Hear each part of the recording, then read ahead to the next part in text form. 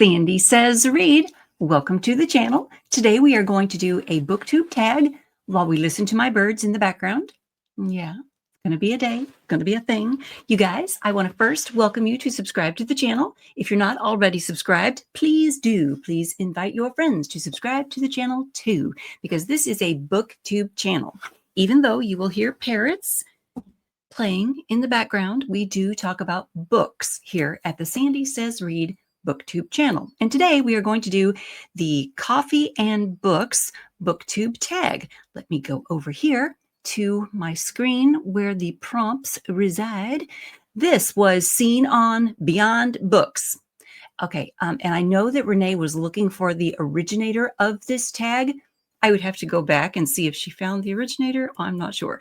And if I discover that before I upload this, I will put that in the drop-down box below. So let's dive in with prompt number 1, Black Coffee. Name a series that's tough to get into, but has hardcore fans. Okay, guys, it would be pretty easy to just go with Lord of the Rings, right? Because we Tolkien fans are hardcore fans. But once you've read The Hobbit, the Lord of the Rings trilogy is a little bit more dense, right? It's a little thicker. The lore and the just the mythology and all the legends and everything, they are a little bit more in depth. It is a little bit harder to get into that trilogy, and then all of the extra material that comes with it. It is just a little bit harder to get into that series. It was harder for me as a kid, okay? I did not finish reading the Lord of the Rings trilogy as a kid. I had to wait till I was an adult. But I'm actually going to go with ACOTAR, the Sarah J. Maas, A Court of Thorns and Roses, and that whole series, because I couldn't get into that one. It wasn't quite my cup of tea, and so I couldn't get into it. But the Sarah J. Maas fans and the ACOTAR fans are hardcore fans, and props to them for being, just serious about their fandom. Okay. Prompt number 2. Let's go on to prompt number 2. Peppermint Mocha. Name a book that gets more popular during the winter or a festive time of year. I would say A Christmas Carol, right? By Charles Dickens. That kind of makes sense that the book becomes more popular, as the movies start streaming on the different streaming services. Yeah, I think that becomes more popular. But also I want to mention The Night Before Christmas by Clement C. Moore. I think that this poem, this book, this starts to get more popular as we get closer to the Christmas season, I would say. I do believe. Okay. Shall we move on to number 3, Hot Chocolate. What is your favorite children's book? You guys, I could not narrow this down to one. It can't be done. I cannot narrow this down to one book. I could say The Mouse and the Motorcycle by Beverly Cleary. We have talked about this book here on this channel before. I am a huge fan of this cute little story about Motorcycle Mouse. Yeah, this one I could go with, but there are so many other children's stories. And this might even be too mature, too old to be considered a children's story. It's a chapter book, right? So we were reading chapter books. This was probably, 2nd or 3rd grade when I started reading this, right? Okay, so what did I put in my notes here? One of the booktubers that I saw doing this, and it might have been Renee, mentioned Pippi Longstocking. And you guys, I had totally, completely forgotten about the Pippi Longstocking stories.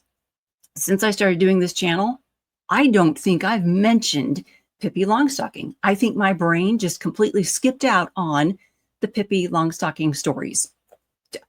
I don't believe I have brought that up since I started this channel in 2018. I think my brain has just skipped out on that little bit of memory from my childhood. And yeah, I loved the Pippi stories, okay? But do you guys remember Mr. Popper's Penguins? Do you remember that story? I loved that story when I was a kid. I don't think that I have refound and repurchased that book. I don't think I have it on my shelves anymore. I did a cursory look. If it was going to be in my collection, it would be over here on my children's bookshelf. children and young adult books over here. I didn't find it, so I don't think I've refound it since I was a kid. But I remember reading Mr. Popper's Penguins and all those penguins like doing not tricks, but doing like penguin tricks, I guess, while Mr. Popper played the piano. So he would play the piano with his gloves on. Yeah. It was a cute story. So I would think that was one of my favorites from childhood. Okay. As you can see, I could not narrow that down to just one. Yeah. Let's go on to number 4. Number 4 is Double Shot of Espresso.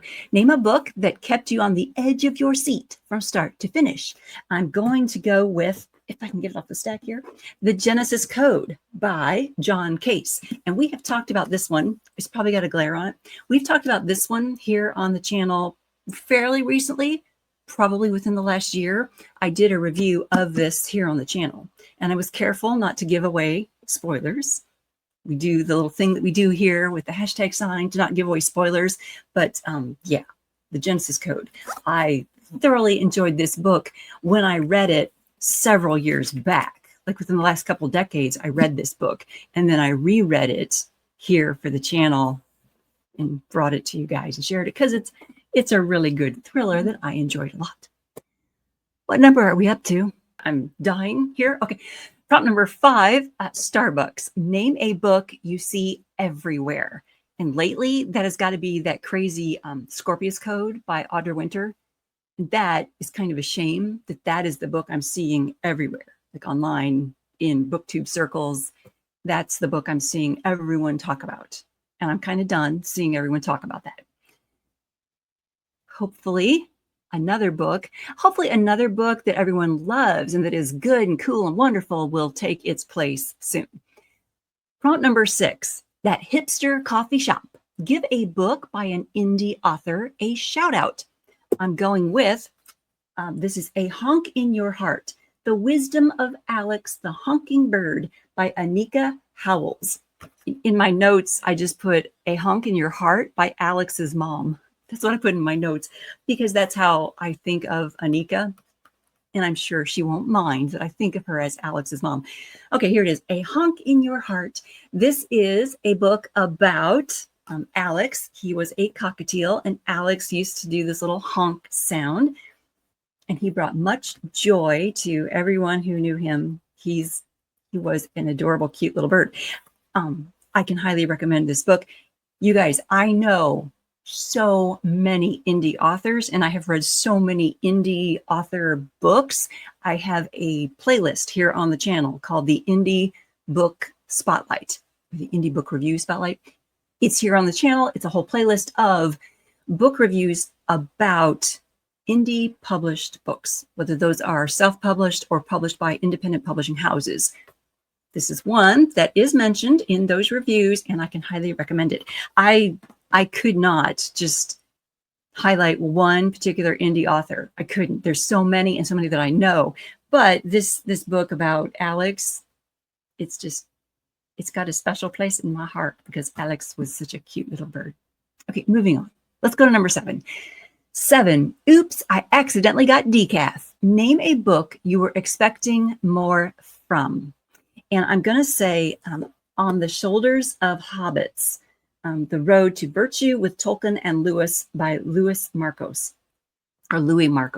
This one I picked up to read during the June Journeys with the Inklings readathon that Kaylee put together for us. Kaylee over at Luminous Libro.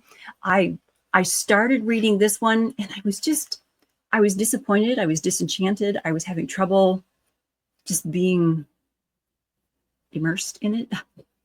I wanted so much more from this book than what I was getting from it. Let me put it that way. So this fits the a book I was expecting more from.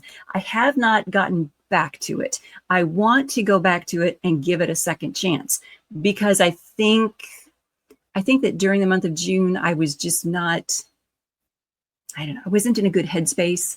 I don't know that I am yet. I still have vertigo stuff messing with me and screwing with my ability to focus and whatnot. So I think I just need to go back to it and give it a second chance.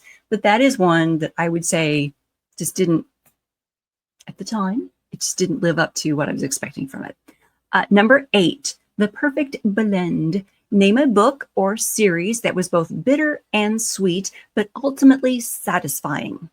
And now I wrote down 2, or put 2 in my notes here.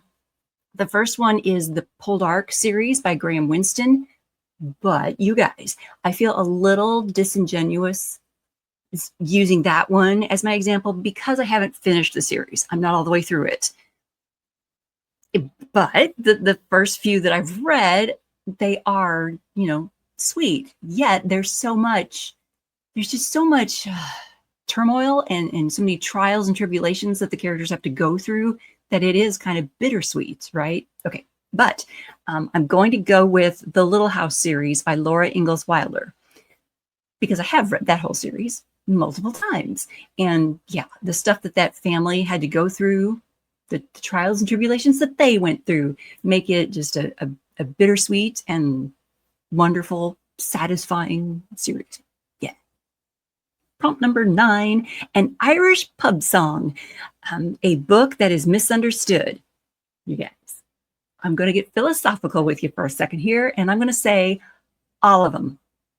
All the books we read, every book we read, there is an opportunity for misunderstanding. And I think if you sit down and you ponder this for a minute, depending on who you are and depending on your background and depending on your socioeconomic status, you know, depending on where you are in the world, you will read a book differently than the author wrote it. You'll read it differently than the person in the next state will read it, differently than the person in the next country will read it, right? So every book has that opportunity to be misunderstood by its reader.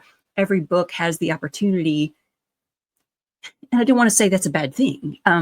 We can interpret books however we need to interpret them at the time that we're reading them. The way I interpret Jane Eyre today is a little bit different from the way I interpreted Jane Eyre when I first read it as a teen, right? There's differences to it, and that's not a bad thing. We grow, right? Okay. What did I say here?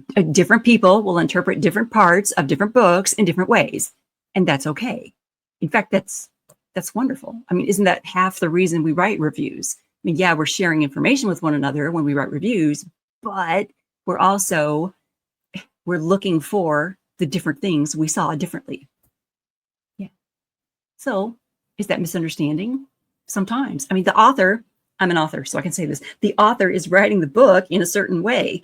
That doesn't mean the reader is going to interpret it that way. Does that make sense? Yeah. So every book gets misunderstood in one way or another. All right. Was that all of them? There were only 9. Okay, there were only 9. Thumbs up for drinking coffee and reading books, or drinking tea and reading books. Thank you so much for tuning in.